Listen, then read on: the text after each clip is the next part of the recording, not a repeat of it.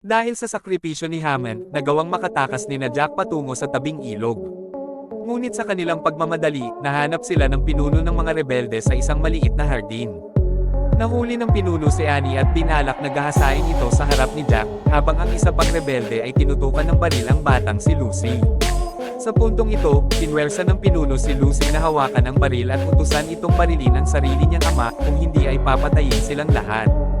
Habang umiiyak ang bata at nanginginig ang kamay sa hawak na baril, nagawang mag-usap ni na Jack at Annie gamit ang kanilang mga mata.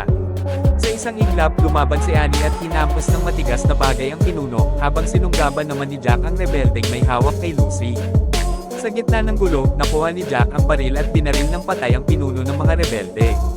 Agad silang tumakbo patungo sa tabing ilog kung saan nakakita sila ng isang maliit na bangka. Sumakay sila sa bangka at mabilis na naglayag sa ilog. Ngunit hindi pa tapos ang laban. Nakita ng mga natitirang rebelde ang kanilang bangka mula sa pampang at nagsimula silang polanan ng bala. Habang sumasayaw ang mga bala sa tubig, buong lakas na nagsagwan si Jack habang pinuprotektahan ni Annie ang kanilang mga anak sa ilalim ng bangka. Tanaw na nila ang border ng Vietnam, kung saan may mga armadong Vietnamese border guards na nagbabantay. Sumisigaw ang mga rebelde sa pampang na huminto sila, habang ang mga Vietnamese guards naman ay nagbabala na huwag silang tatawid sa kanilang teritoryo dahil papatayin sila. Pinwersa ni Jack ang bangka patawid sa borderline. Nang tangkaing barilin ng mga rebelde ang pamilya, itinutok ng mga Vietnamese guards ang kanilang mga rifle sa mga rebelde at nagbabala na ang anumang pagpapaputok sa kanilang teritoryo ay ituturing na akto ng digmaan. Napilitang umatras ang mga rebelde. Ligtas na ang pamilya Dwyer.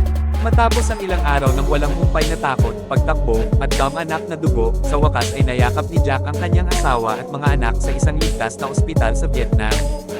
Nalampasan nila ang impyerno sa pamamagitan ng purong pagmamahal at determinasyon na huwag mag-iwanan. Ano ang masasabi ninyo sa matinding survival story na ito?